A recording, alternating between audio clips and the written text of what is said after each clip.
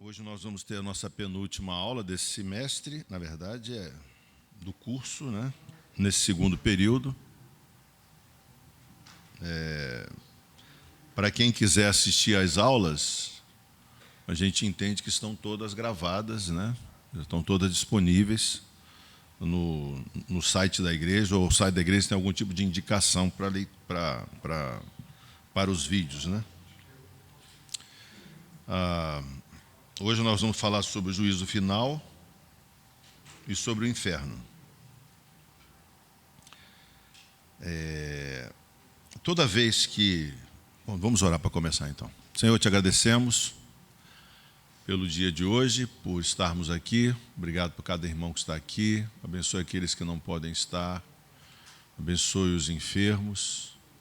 Abençoe aqueles que estão de alguma maneira prostrados, que estão passando por lutas, dificuldades, que estão com dúvidas, que estão com qualquer tipo de crise de fé e crise na própria vida. A gente sabe que isso é mais comum do que a gente até gostaria que fosse. E pedimos que o Senhor abençoe a cada um, visite, dada a tua graça, do teu Espírito para eles. Abençoe-nos no dia de hoje, nesse primeiro dia da semana, aqui para que nós possamos refletir na tua palavra, refletir nas tuas verdades. E obrigado por cada um que está aqui, em nome de Jesus, amém. Bom, esses são dois dos temas. Se o milênio é um tema controverso, o juízo final e o inferno são temas impopulares, né? São dois daqueles temas que são extremamente mal compreendidos.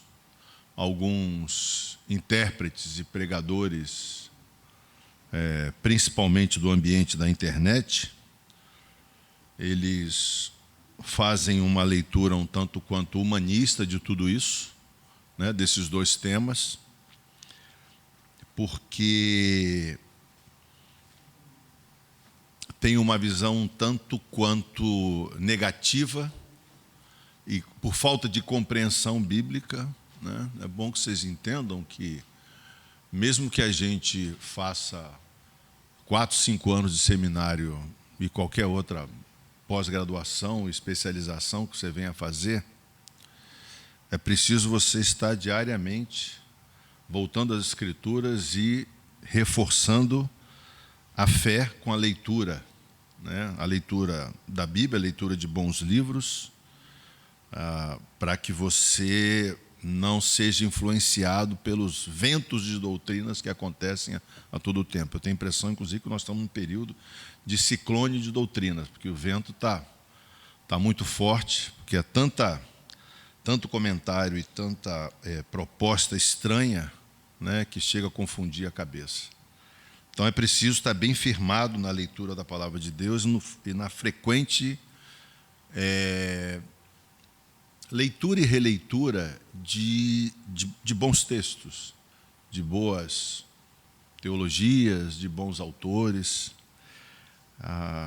Então, muitos fazem uma leitura do juízo final numa perspectiva muito negativa por uma incompreensão profunda do que Jesus falou, né?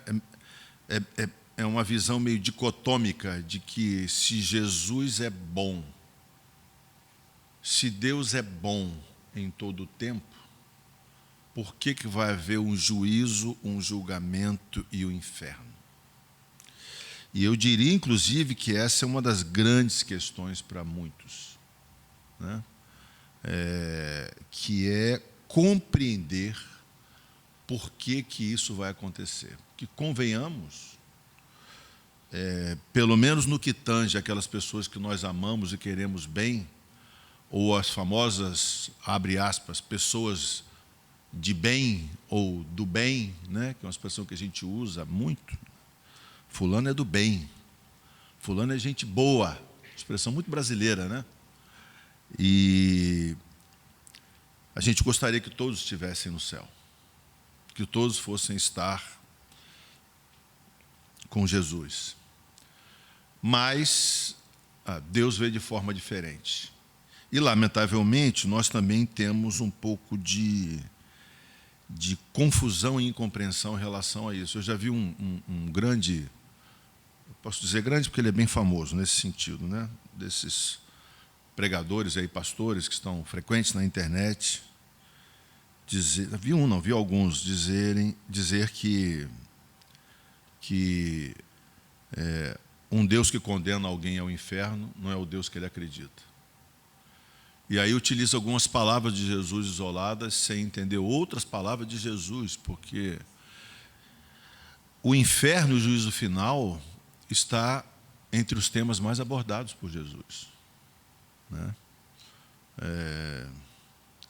Então, não são poucas vezes que isso é falado, mas são algumas pessoas que, por conta de profundas e constantes leituras culturais e sociais contemporâneas, não têm aí a humildade de recorrer à própria Bíblia para fazer uma releitura da base.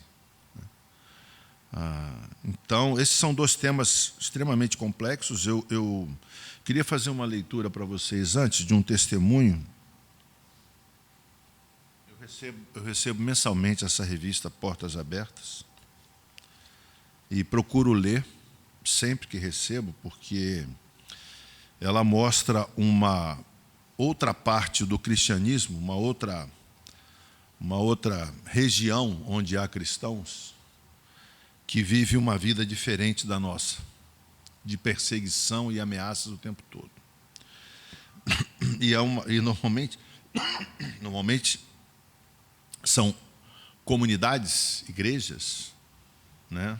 Comunidades cristãs que passam por provações tão sérias cujas questões teológicas são diferentes das nossas. É impressionante como aquilo que faz parte da nossa agenda teológica, da nossa agenda de dúvidas e questões, não faz nem um pouco parte da agenda de dúvidas e questões deles. Porque há uma certa radicalidade no experimentar Jesus em algumas regiões do mundo, né? E não estou falando só de Oriente Médio, não. Estou falando de Ásia, Oriente Médio e América Latina da mesma forma. Então, as revistas estão aqui, quem quiser pegar para ler, depois pode pegar e levar para casa. Eu quero ler um testemunho de um cristão, né, que está com... que aqui na Portas Abertas ela coloca sempre os nomes fictícios para poder não comprometer ninguém. No Oriente Médio, aqueles que deixam o Islã para seguir a Cristo enfrentam perseguições de muitas formas, principalmente de suas famílias.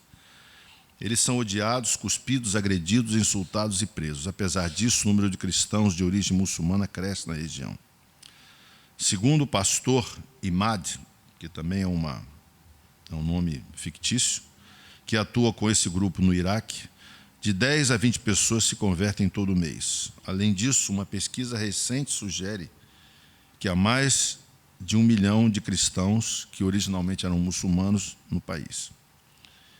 E assim está entre eles. E assim diz que cresceu em uma família muçulmana até se tornar adulto. E ele conta: segui a lei islâmica apenas por causa dos meus amigos. Eu não sabia quem Deus era. Então ele passou a fazer questionamentos. Deus, se você existe, não quero pecar. Revele-se a mim, relembra.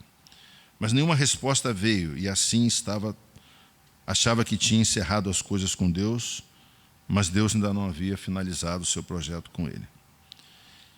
E assim conta que teve um sonho. Ele não entendeu o que estava acontecendo, mas viu alguém vindo em direção dele. Ele era tão lindo que não conseguia parar de olhar. Até que colocou a mão em minha cabeça e disse: você é meu filho amado. Esse é o caminho, me siga. E assim perguntou: onde eu devo ir? E aquele que chegou diante dele disse: siga as ovelhas brancas. Quando acordou e assim estava confuso, sem saber o que fazer. Então perguntou um amigo muçulmano que disse: não se preocupe, foi o diabo que lhe deu esse sonho. Mas ele decidiu perguntar a outra pessoa. Ele conhecia um cristão e contou o sonho para ele, que disse: isso é Deus se revelando a você. Depois disso, e assim conheceu um pastor convertido do islamismo. Ele leu a Bíblia, e foi a primeira vez que li e chorei. As palavras de Jesus deram paz ao meu coração. Isso aqui é um tipo de igreja que vive crises diferentes do que a igreja brasileira vive, do que a igreja ocidental vive. E talvez também por isso a nossa compreensão de juízo final e de inferno seja uma compreensão que carrega toda a nossa cultura no meio daquilo que nós vivemos. Porque nós vivemos numa cultura onde o homem é o centro de tudo. E na Bíblia é a história de Deus, não é a história do homem. A Bíblia é a história de Deus, contada por Deus, autorizada por Deus, na visão de Deus, não na visão do homem. E num universo que nós vivemos, em que o homem é o centro de tudo, e tudo vai a partir do homem, da sua humanidade, há a forte possibilidade de nós pensarmos que a Bíblia foi feita apenas e somente para agradar aos homens e para servir como consolo para muitos. De fato, ela consola, de fato, ela é útil, como ela mesma diz dela, mas há algo mais do que isso. Ela é originada em Deus, né? Ela nasce a partir de Deus porque é o plano de Deus para a humanidade. Não é o nosso plano de salvação, é o plano de Deus de salvação. Vamos falar inicialmente sobre o juízo final. Aos homens está ordenado morrerem uma só vez, vindo depois disso o juízo. Então é muito comum a gente perceber que nas injustiças da vida, e todos nós recebemos uma carga enorme de justiças o dia inteiro, antes pela televisão apenas, muito antes pelo rádio, indo mais lá para trás pela imprensa, indo mais lá para trás ainda pela conversa, né, entre pessoas. Era como sabíamos das novidades, das boas e más notícias. E a sensação que a gente sempre tem é que a justiça não é feita. E que o mal fica sem castigo e o bem nem sempre é recompensado como deveria. Essa é uma percepção que nós temos. Mas, diante de tudo isso, a gente precisa ter a certeza que, pela palavra de Deus, não pela palavra dos homens, Deus determinou um dia, ao final da existência desse mundo, para julgar. E aí eu queria que a gente lesse alguns versículos, Apocalipse 20, de 9 a 11.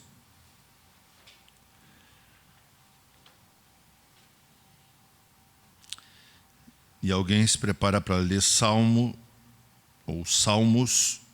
96, 13. Apocalipse 20, 9 a 11, Salmos 96, 13.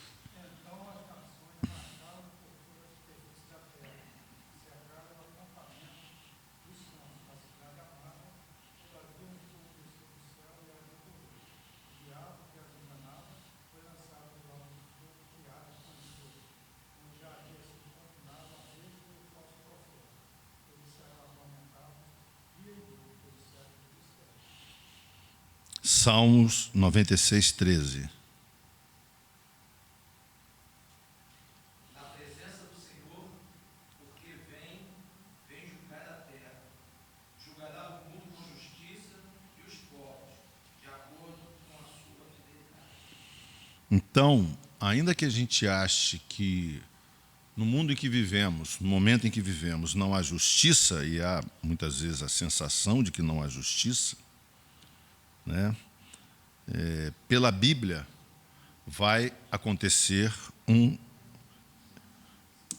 episódio especial, um evento especial de juízo final, por mais antipática que possa parecer essa possibilidade. E esse julgamento não vai ser apenas para todas as pessoas que viveram na terra, vai ser também para os anjos apóstatas. Judas 6 e 2 de Pedro 2,4 falam isso. Para que todos deem conta de tudo que fizeram na vida, seja por meio de pensamentos, palavras e ações. Alguém pode ler Eclesiastes 12, 14?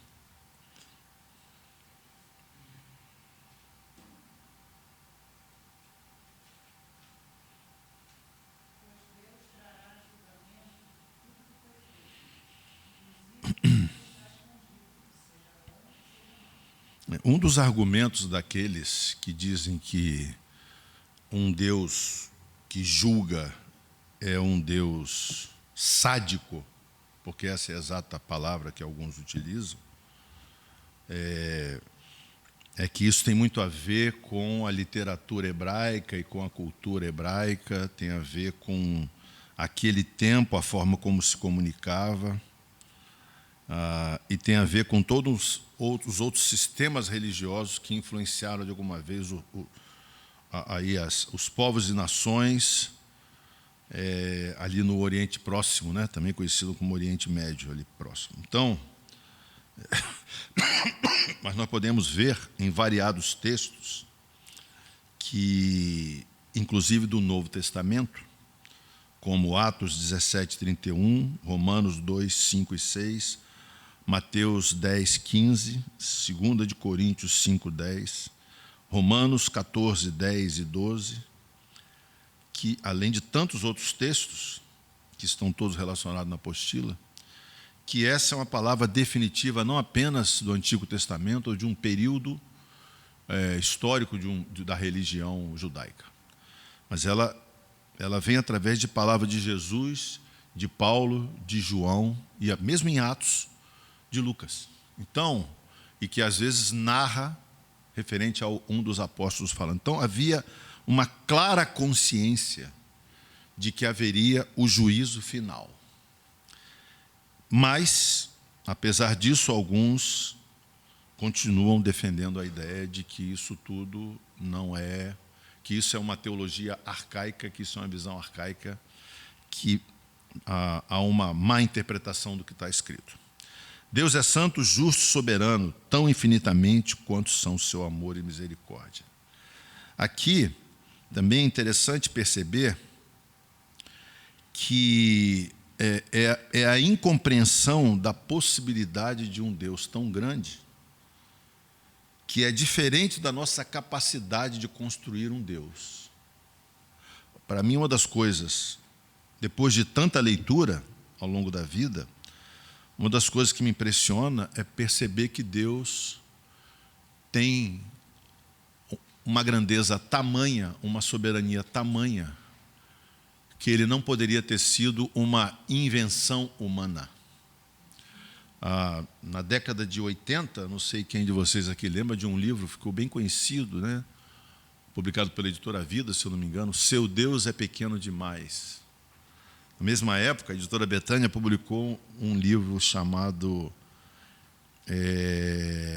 O Quinto Evangelho, porque era já uma resposta à humanização de algumas teologias que davam a entender que você poderia escolher e selecionar aquilo que você dissesse que me interessa sobre Deus. Então, Deus, ele é o que eu quero, não o que ele é. Porque eu vejo o mundo a partir da minha lente, da minha ótica. Volto a reiterar. Na verdade, é uma redundância, né? Reitero que o que Deus faz é o que é certo. O que nós fazemos é tentar nos aproximarmos do que é certo. Ele é a referência. Não é o ser humano, a humanidade, a cultura que é a referência. Não é a ciência que é a referência. Então, esse Deus santo, justo, soberano, que tem amor e misericórdia, é o único Deus que dá oportunidade de salvação, que elege, que protege, que caminha junto, que socorre, que ampara, mas é o Deus que também julga. E aí é difícil compreender. Mas dá para entender, porque algumas pessoas são, muitas vezes, como, vou falar isso com respeito, tá? Não me entendam mal, são como crianças compreendendo a disciplina do pai e da mãe. Quando crianças pensam que o pai e a mãe estão apenas dizendo não, não entendem que o não nada mais é do que a melhor opção para eles. E vão muitas vezes compreender isso ao longo da vida, muitas vezes no final da vida. E não poucas vezes depois da morte dos pais, quando chega a hora deles jogarem o jogo que os pais jogaram, é que eles vão compreender alguns nãos da vida, né? Algumas negativas, algumas coisas que não entendiam até então. Assim, é compreensível que pessoas pensem que se Deus é bom, não pode haver condenação. Se Deus é bom, não pode haver juízo. Se Deus é bom, não pode haver a perdição, o inferno, o sofrimento. Aliás, essa dúvida, para quem tem acesso aí à literatura e mesmo aos vídeos disponíveis, essa questão do Deus que permite o mal, ela é uma crise de muitos séculos, de milênios, né? Já era uma crise no livro de Salmos, porque prosperam os ímpios. Então, não tem nada de novo. Apenas essas vozes falam muito alto e gritam, e muita gente acaba por sucumbir a essa possibilidade. Então, o juízo final, ela não declara, ela não expressa de forma alguma o ódio ou, digamos, a ira de Deus para com o pecador, mas sim ao pecado pela sua impossibilidade de lidar com o pecado, que é resultado da queda, que é resultado da nossa própria responsabilidade. Então, Cristo será o juiz. É estranho, né? Hoje eu estava assistindo uns desenhos que eu assistia com meus filhos quando eram pequenos, de Jesus no Novo Testamento, um Jesus bondoso, que fazia milagres e curas, fantástico, maravilhoso, que socorre, é isso mesmo, que está ali de mãos estendidas, que chega e aparece para variadas pessoas, né? De variadas formas, muitas vezes, mas é claro que é muito impopular você falar de juízo final, falar de condenação e falar de inferno. Então, Cristo será o juiz. Alguém pode ler João 5, 27? E alguém também, por favor, 1 aos Coríntios 6, 2 e 3.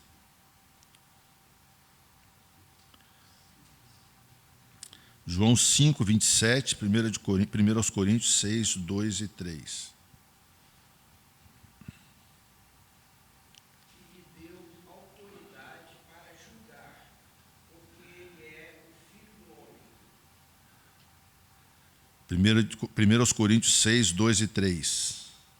Ou vocês não sabem que os santos hão de julgar o mundo? Ora, se o mundo deverá ser julgado por vocês, será que vocês não são competentes para julgar as coisas mínimas?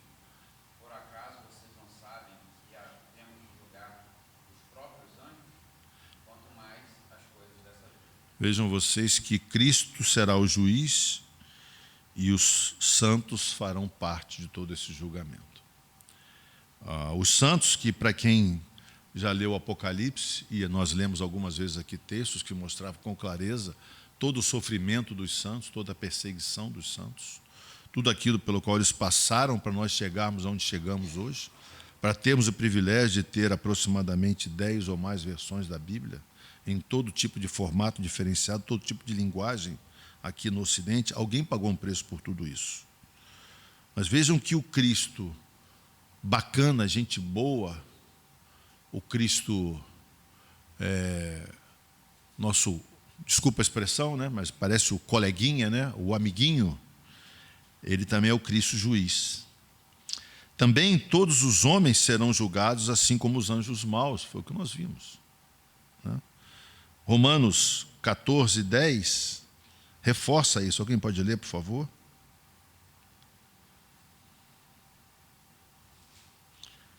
Romanos 14, 10. Você, porém, por que julga o seu irmão? E você, por que despreza o seu irmão? Pois todos temos de comparecer diante do tribunal de Deus. Então, além disso, o juízo dos santos, que a gente viu no tópico anterior, não será um juízo condenatório, mas será para avaliação e recompensa com galardão de suas obras após a sua salvação, conforme João 3,18 e Apocalipse 11,18. E o critério, há um critério para esse julgamento, né? Ele não vai ser um critério ao nosso padrão, porque muitas vezes nós pensamos que fulano é bom ou é mal pelo nosso próprio critério. E aí entendemos que essa pessoa é digna ou não pelos nossos critérios. Mas o juízo será por critérios estabelecidos por Deus. Primeiro, João 12, 48, alguém pode ler, por favor? O primeiro critério será a vontade revelada de Deus.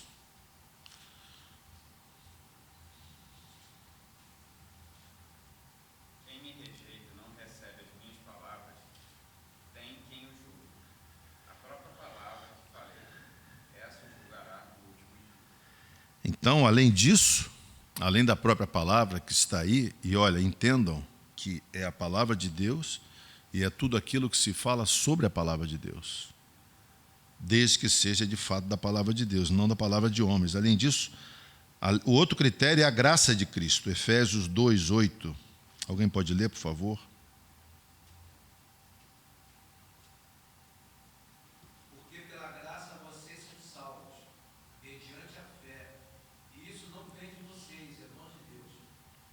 Então, ainda que a gente não entenda como será isso,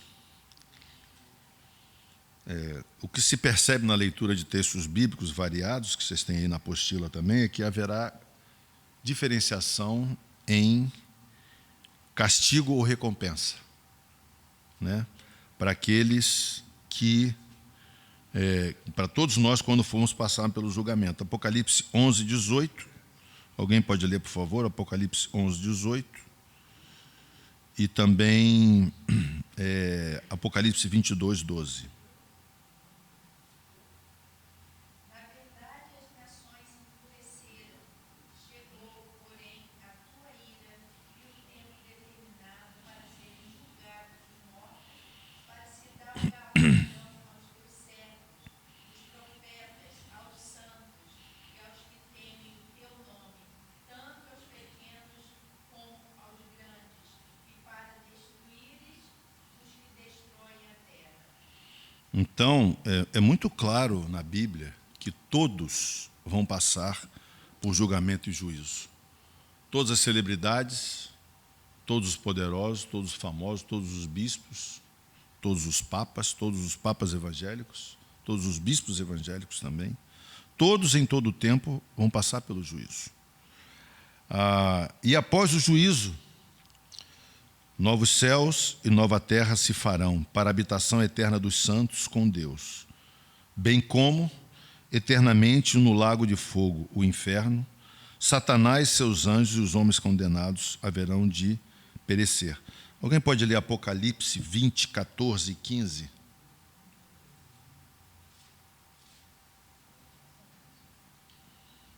Então a morte e o inferno foram lançados no lago de fogo. Esta é a segunda morte, o lago de fogo. E se alguém não foi achado inscrito no livro da vida, esse foi lançado no lago de fogo. Então, uma das questões que pessoas levantam muitas vezes é que se quando a gente morre, já há uma determinação de lugar da eternidade, céu e inferno, segundo o que fez na sua vida, por que então a necessidade de um juízo final? E aí são 4 justificativas para isso. Primeiro, o juízo será um dia único e comum a todos os homens, quer vivos, quer mortos, que estejam no estado intermediário. Segundo, o estado intermediário é, de certa forma, incompleto para o homem, pois ainda não está de posse do corpo com o que habitará na eternidade, quer de bênçãos, quer de tormentos. Terceiro, a distribuição dos galardões aos justos só se fará no dia do juízo final. Quarto, o juízo final não será um ato secreto, oculto, individual, como boa parte das religiões trabalham a salvação dos seus adeptos, mas é uma declaração completa e pública, uma revelação e testemunho da justiça de Deus diante de todos os homens, povos e nações, condenando a eternidade do castigo do inferno ou abençoando com a eternidade da sua presença. A cada homem através da revelação de atos e decisões da sua vida. Por isso, todo joelho se dobrará e haverá exaltação e glorificação do Senhor Jesus como grande vencedor, o Rei dos Reis, Senhor dos Senhores, por santos e por ímpios. Esse é o que no Antigo Testamento muitas vezes é chamado o grande dia do Senhor. Então, só recapitulando um pouco, o juízo final, mesmo sendo um evento tão impopular e mal compreendido, ele é um evento que está muito claro na Bíblia. Ele é claro no Antigo Testamento e é claro no Novo Testamento. Ele não é um evento popular, né? Um daqueles... o seu tema não é um dos temas populares, em que se comenta o tempo todo na igreja, se fala, né? Pregações são feitas, né? São raros os períodos da história, infelizmente, em que as maiores pregações são sobre o juízo final. Em geral, são pregações que antecedem, inclusive, avivamentos. Porque, à medida que o cristianismo vai afrouxando a corda ao longo do tempo, em que vai se tornando mais fácil, mais palatável, né? Deixa de ser alimento sólido para ser papinha, deixa de ser para pessoas maduras, para pessoas que querem, de alguma maneira, algo mais adaptável à sua própria realidade. Deixa de ser, para crente maduro que conhece a soberania de Deus, a grandeza de Deus e a palavra de Deus, para ser aquilo que vai no fast food do sistema cristão e que interessa A, B ou C. Mas, de fato, não é palavra de Deus, de fato, não é história de Deus, de fato, não vem de Deus, né? Um dos perigos de tanta informação é que nós capturamos aquilo que nos interessa. E a partir de nós, da nossa interpretação, da nossa visão de vida e de tudo aquilo que cabe a nós no nosso entorno, né? É difícil você pensar que uma pessoa que você ama, querida, vai estar longe de você pela eternidade, vai estar no inferno, no juízo final ela vai ser condenada. É difícil. É difícil, você vem à mente e você pensa, essa pessoa era minha amiga, era minha mãe, era meu pai, era meu filho, era meu irmão, era meu tio, era uma pessoa preciosa, era meu marido, era minha esposa. E você pensar que ela vai ser condenada e vai viver uma eternidade de distância de Deus e por isso sofrimento, é difícil. Mas a gente precisa ter cuidado para não cair na tentação de adequar aquilo que nos é conveniente, que nos permite muitas vezes dormir, em relação ao que de fato será a verdade. Talvez, se a gente tivesse mais essa plena consciência do alcance de tudo isso, pudéssemos testemunhar com mais qualidade, pudéssemos pregar com mais ímpeto, pudéssemos investir mais o nosso tempo nas coisas de Deus, do alto e do reino, e menos nas coisas do mundo. Alguém quer falar alguma coisa sobre esse tema tranquilo?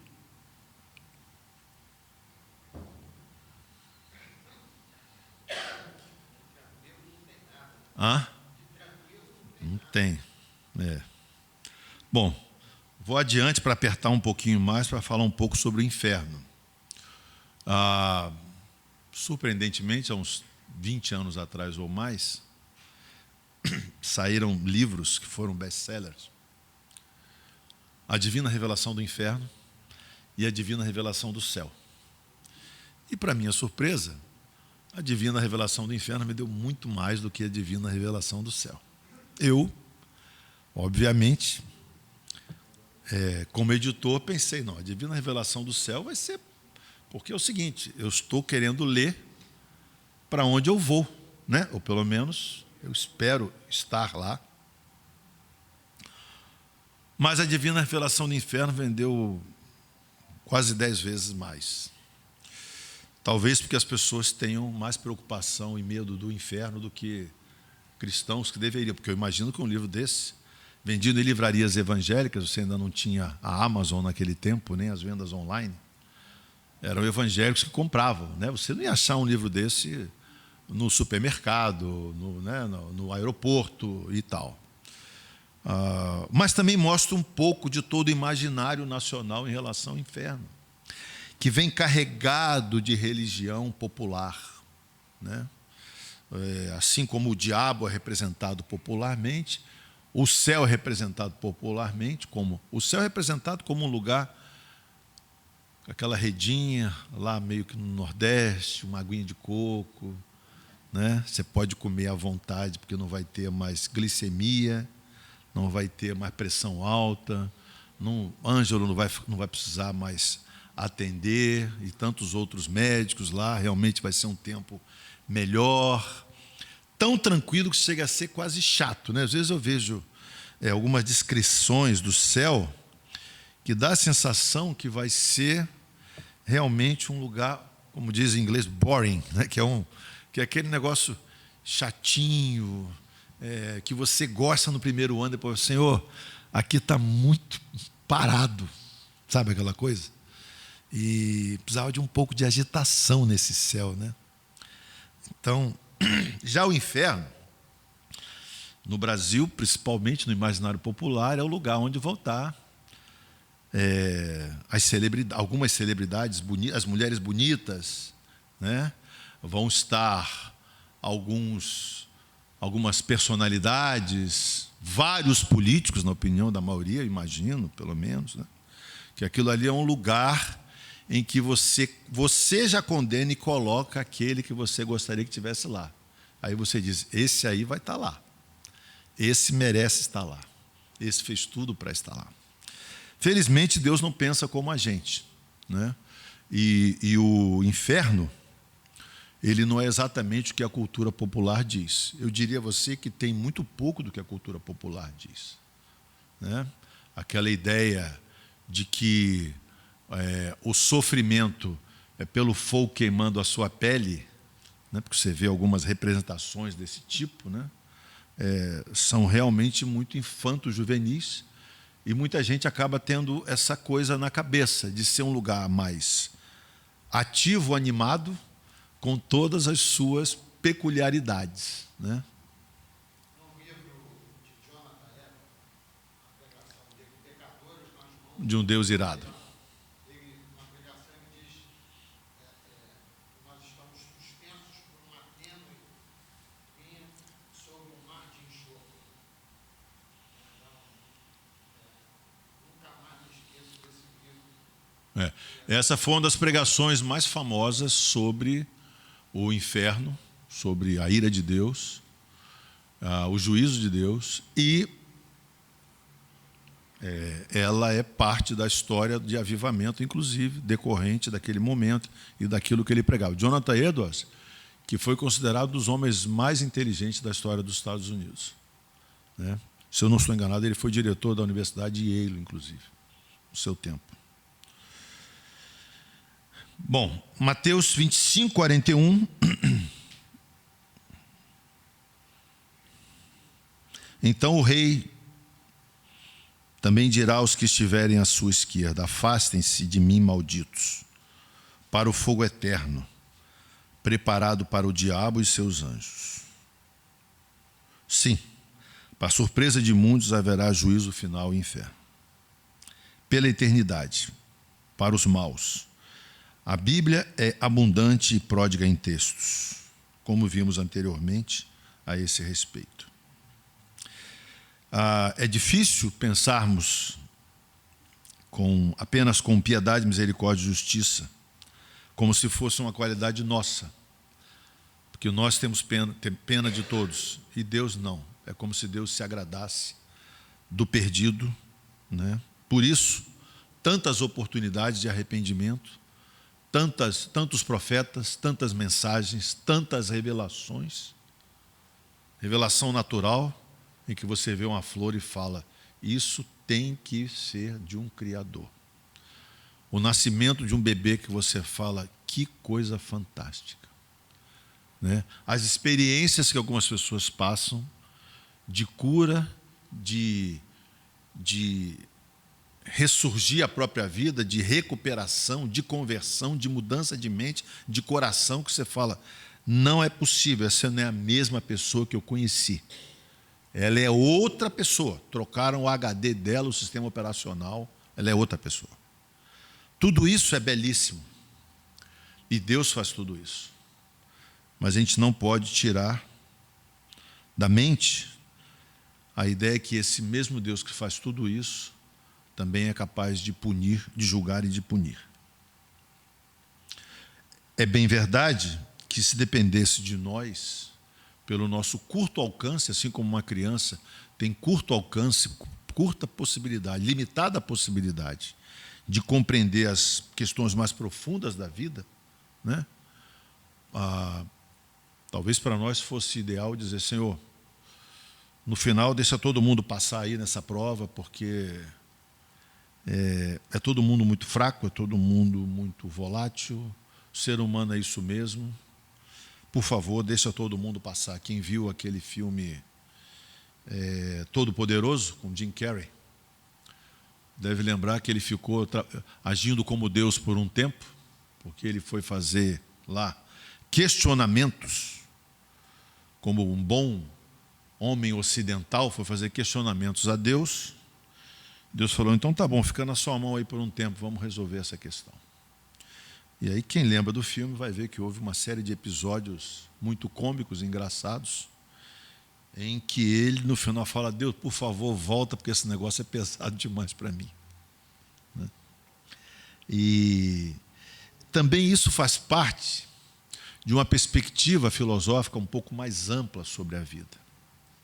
A criança, pela graça de Deus e pelo plano de Deus, ela vê a vida de uma maneira muito mais simples, simplória, muito mais com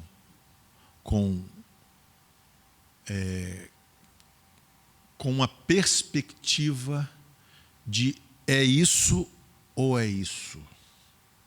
E ela tem que crescer dessa maneira para entender o valor do certo e do errado. Acontece que a vida adulta, ou o envelhecer natural, e o amadurecer esperado e desejado, vai trazendo para esse ser humano a realidade da complexidade da vida. Então, se a gente vê a leitura da Bíblia a partir da leitura, da perspectiva simples, simplória de uma criança, é uma coisa. Mas se a gente vê a leitura da Bíblia e faz uma leitura da Bíblia, da história da humanidade, a partir da perspectiva da complexidade da vida, que cabe às pessoas mais maduras, aí é uma outra forma de ver a vida. Né? É a percepção de que você está em processo de compreensão e de amadurecimento. De que você vive diante de tantos mistérios que o próprio apóstolo Paulo dizia, que o livro de Apocalipse é abundante. Né? Esse livro de Apocalipse, que é boa parte da referência que estamos estudando aqui nessas últimas aulas, que é o livro que o tempo todo tem mistério, não tem algumas clarezas, porque era um livro que representava algo inicialmente para o povo daquele tempo. né? A literatura apocalíptica sempre foi abundante no Oriente Médio. Essa não é a primeira literatura apocalíptica. Essa, para nós, é a revelada. Essa é a inspirada. Mas havia outros, Apocalipse de Pedro e de tantos outros ao longo da história, né? São apócrifos, que a gente chama, são livros que vêm para poder agregar o imaginário popular sobre juízo final, Apocalipse, inferno, que em inglês, né, o Apocalipse tem um nome, talvez, ao meu ver, melhor do que em português, que é a Revelação, né, o livro das revelações. Por quê? Porque ali você tem mistérios que são revelados. Mas é bom ter a certeza que muitas coisas ali ainda não estão completamente claras a nós. Porque é um livro que a nós, diante de tanto mistério apresentado a nós, algumas coisas ainda ficam com uma certa, nos deixam ainda com uma certa dúvida numa leitura tangencial, rápida e superficial. Então, essa compreensão maior sobre Deus, sobre o homem, sobre a humanidade, né? Essa compreensão de que Deus é bom, mas é justo juiz, essa compreensão de que Deus é amor, porque tem lá um versículo que diz, com clareza, Deus é amor. Mas tem vários outros versículos e textos da Bíblia e passagens que mostram do juízo de Deus, né? Um caso típico de juízo de Deus instantâneo, já naquele tempo, é Ananias e Safira. Então, se você pensar que esse Deus que era bonzinho, bacana e tudo bem, era um Deus legal, maneiro, mas ele de repente diz, para esses acabou. E os usa como exemplo para uma igreja que estava desenvolvendo em crescimento, muitos não compreendem. São aqueles textos da Bíblia que não fazem parte das devocionais, das suas seleções dos textos bíblicos preferidos. Então, a gente precisa ter em mente que nós ainda somos, em algumas questões de compreensão sobre Deus, sobre a Bíblia, como crianças. Nós não temos o pleno conhecimento ainda de tudo. Tem determinadas verdades que a gente ainda não tem pleno conhecimento. Chega a nós aquilo que nos cabe e que é suficiente para a nossa salvação e vida. Mas ainda há muitos mistérios a serem revelados. Não necessariamente eu quero dizer com isso que são revelados por profetas e pessoas que vão falar alguma coisa e dizer que estão falando em nome de Deus. Então, o inferno, ele vai ser sim um tempo de sofrimento, consciente e eterno. Alguém pode ler Apocalipse 14, 9 a 11? Já lemos, mas vamos só recapitular. Apocalipse 14, 9 a 11.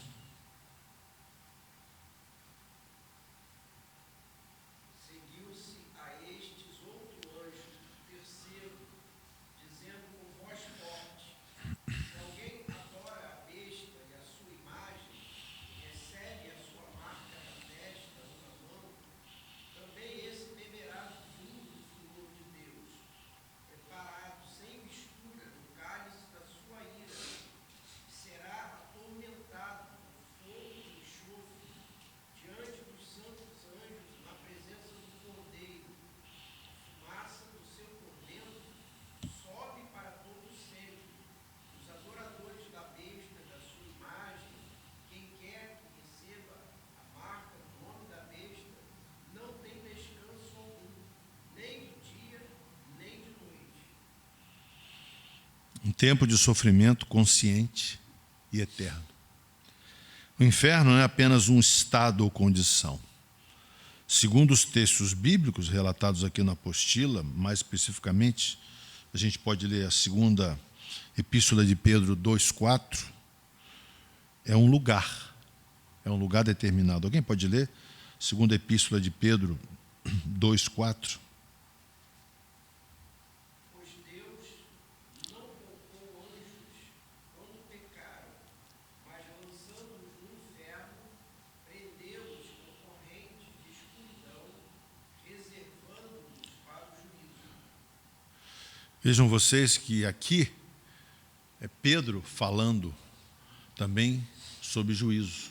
Então, para aqueles que dizem que juízo e inferno é uma criação de determinados teólogos, determinadas igrejas, para criar um fato, amedrontar pessoas, que tem a ver com toda aquela questão da Idade Média, em que se comprava a salvação e se trabalhava com a perspectiva de um medo de Deus assustador.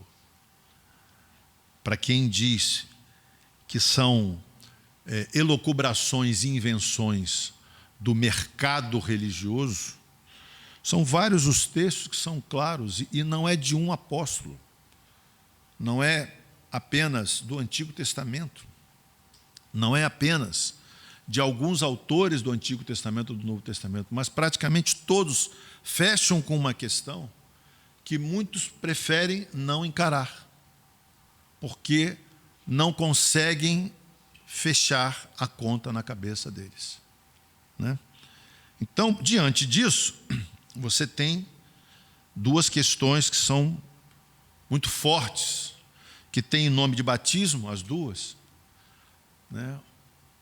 E que permeiam a mente de muitas pessoas. Primeiro, o universalismo, que é a ideia de que todos serão salvos no final. Deus, na sua imensa bondade, vai salvar a todos. Eu confesso a você que, em certo sentido, é o que me vem à mente, seria bom. Eu conheci gente querida que eu queria que estivesse lá, mas não sou eu que determino. Eu não passei por aquilo que irmãos passaram nas perseguições, outros passam nas perseguições, como nós lemos. Eu não passei por injustiças humanas nos dias de hoje, comparado com o que alguns passam. Algumas perdas, alguns traumas, alguns assassinatos, algumas tragédias. E eu não tenho ainda essa necessidade, essa justiça vingativa. Então, em certo sentido, né, caberia bem no meu coração e na minha mente dizer assim: legal, Deus vai salvar a todos. Porque, de alguma forma, se nós vivemos segundo a palavra de Deus, nós vivemos melhor. A vida para quem vive segundo a palavra de Deus é melhor do que a vida de quem não vive segundo a palavra de Deus. Não é uma questão de completar todos os pontos e passar no teste, no exame final. Não é o Enem da fé, né? Nem a prova para a entrada em doutorado da vida religiosa, para você passar e dizer, agora eu sou. Não. E há também uma outra teoria, que é aquela que afirma que só vai haver eternidade para os salvos, e os pecadores perdidos seriam extintos ao final ou aniquilados. Também não há profunda base bíblica para isso. E tem uma coisa importante quando você pensar em doutrinas. Quando você pensar em doutrinas, pense que antes de você, um monte de gente já pensou tudo o que você pensou e mais alguma coisa. Você não é alguém que está pensando aquilo que alguém já não pensou ao longo, vamos falar de 2000 anos de história da igreja.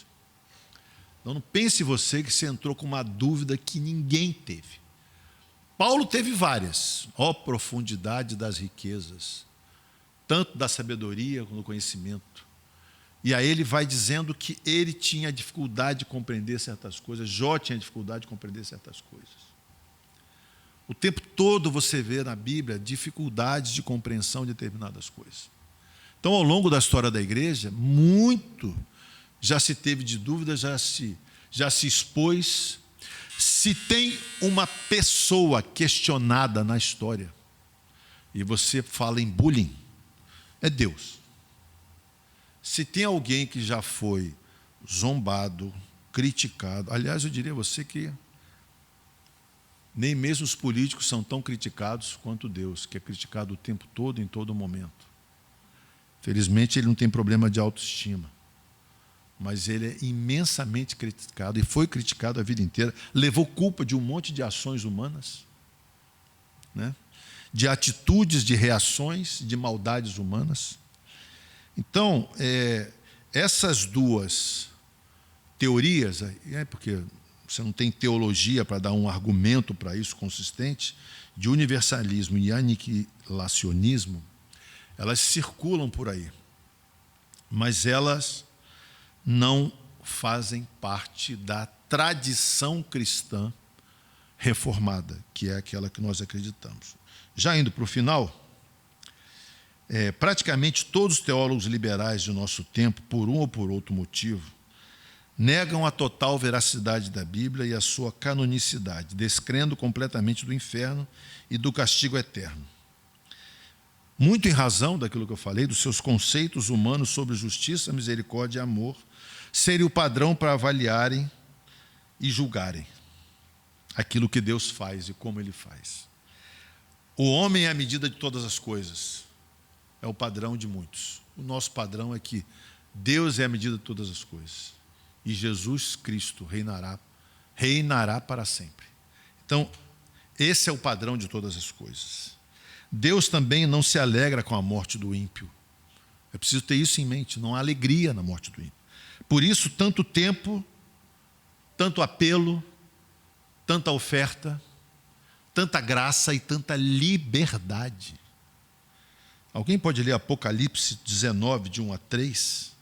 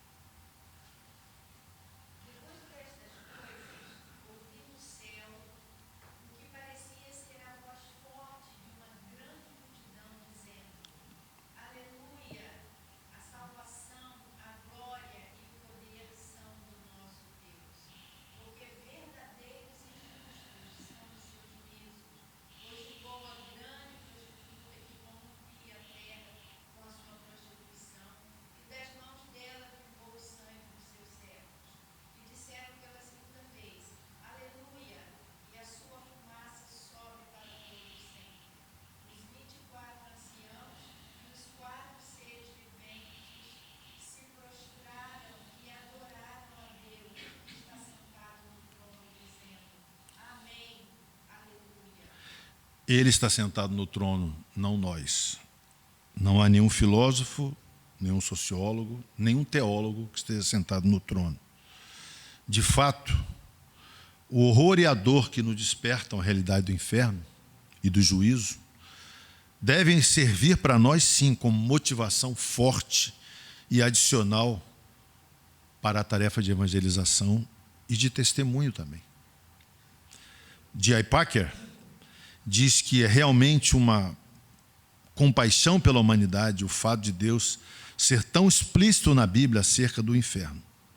Deus é tão bom que Ele, hora nenhuma, esconde na sua palavra a dificuldade, a dureza do inferno. É claro, Jesus falou muito do inferno. E na Bíblia toda você está ouvindo falar de juízo.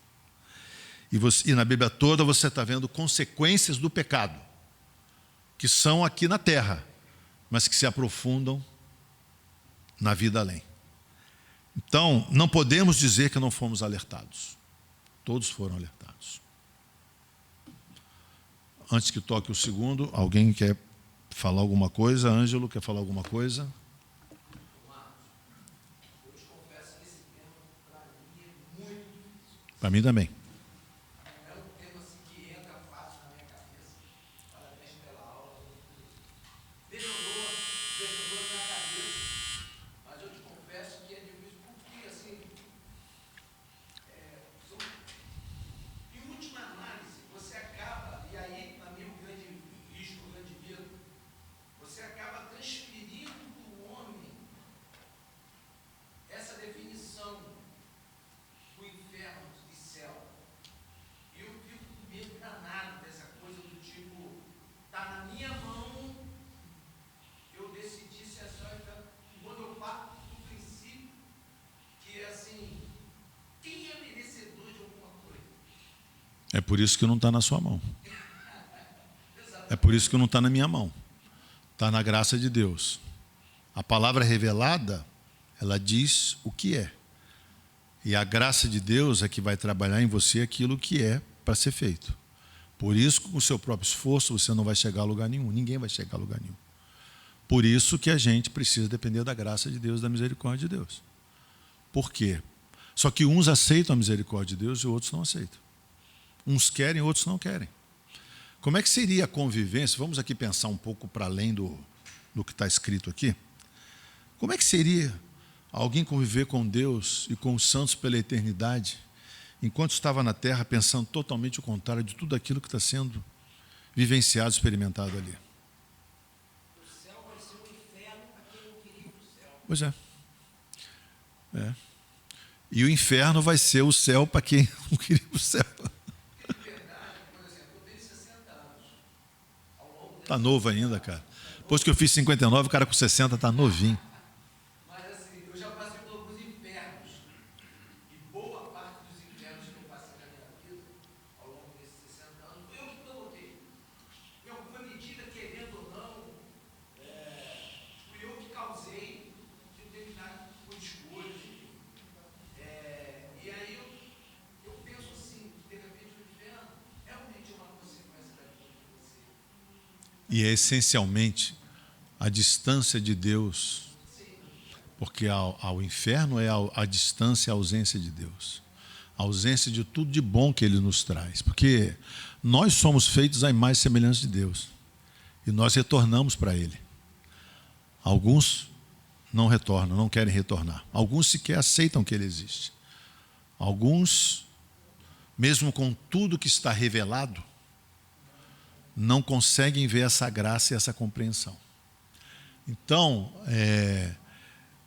como uma das palavras mais fortes da Bíblia, você vê logo lá em Gênesis, é a palavra liberdade, é a questão da liberdade, né?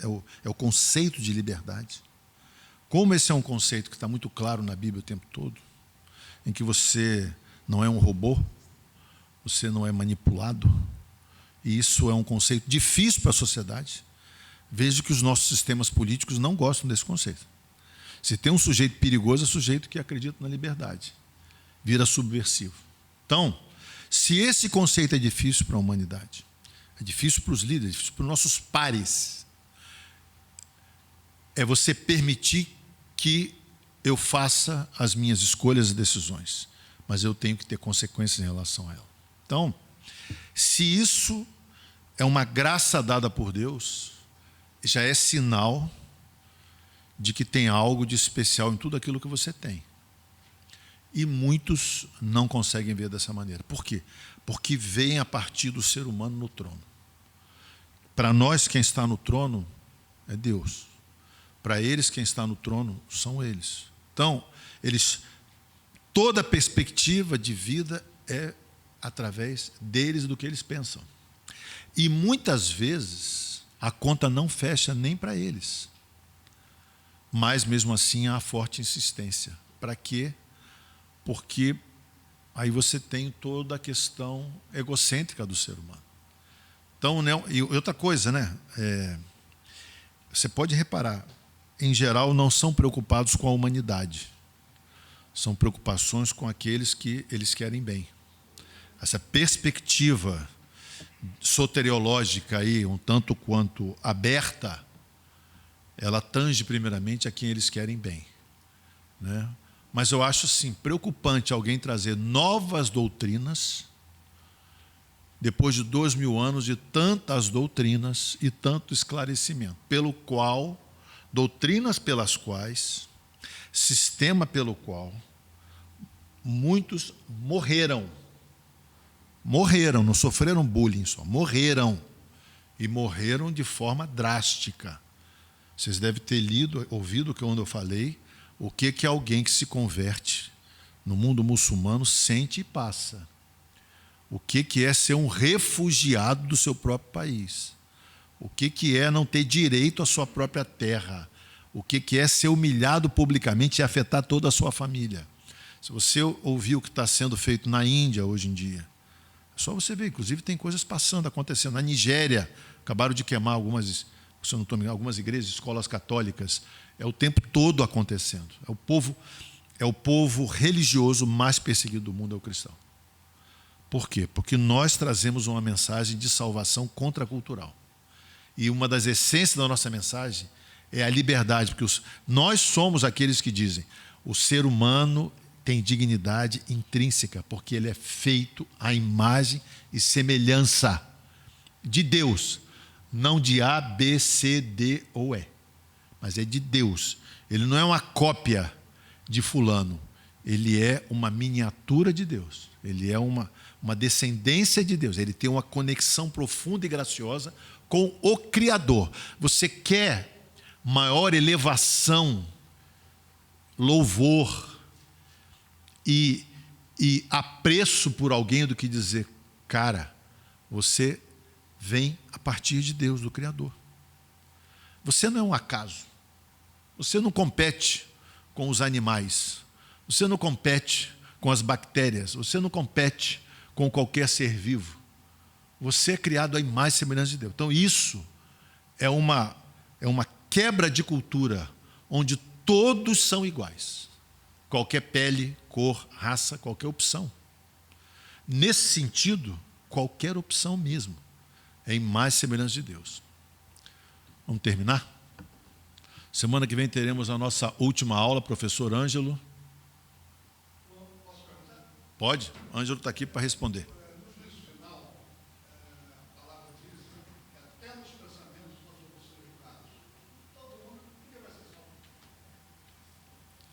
Mas a salvação, só lembrando, ela não é pelos seus atos só.